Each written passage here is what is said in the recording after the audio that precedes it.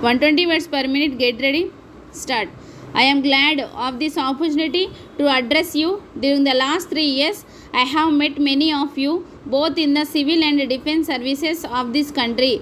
I have addressed you, discussed many matters with you, and worked in close collaboration with some of you. If I had my way, I would have liked to meet many more of you so that we might know each other better, for we are workers in a common cause, and much depends on the degree of our mutual understanding. Many have praised you greatly, and many have sometimes unfairly criticized you.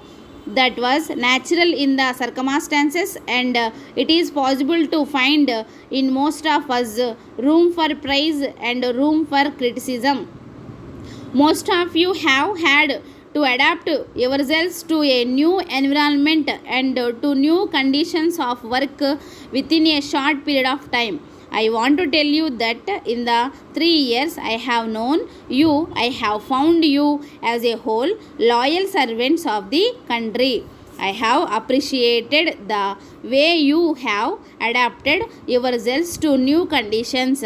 Most of you have had to work much harder than before because the situation demanded hard work. You have applied yourselves to this work with goodwill and a desire to serve this country of ours, which has at last achieved its freedom. Those of you who are in the defense services have had to face trials and tribunals and have stood a hard test successfully.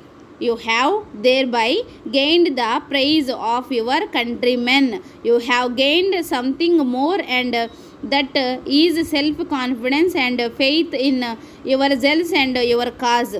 Not only the men of the defense services, but all of us, whatever the capacity we have labored in, have stood the test of our faith and capacity during this early period of our freedom.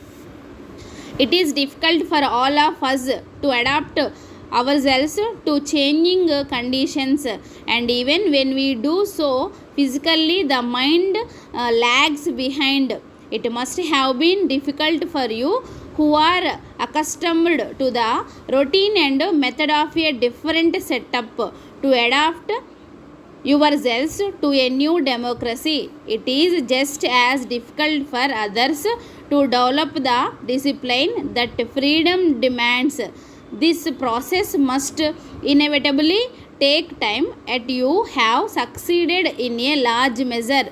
Every thinking person knows that the running of a modern government requires the machinery of highly organized, efficient and loyal services. No government can function effectively without them. It was important that our services, even though faced with new tasks and new objectives, should be loyal and efficient, breathe the new air of democracy, and function in tune with the setup. I think the success we have had in this is satisfactory, but the ultimate test lies in the results we achieve. The only test is the advancement and welfare of the people we serve, and especially in a democracy, their goodwill. In hard times, goodwill may not be easily forthcoming, but loyal and efficient work in a great cause, even though it may not be immediately recognized, ultimately bears fruit. You serve the nation in a variety of ways and in many capacities. Some have the responsibility of high office, others work in humbler ways.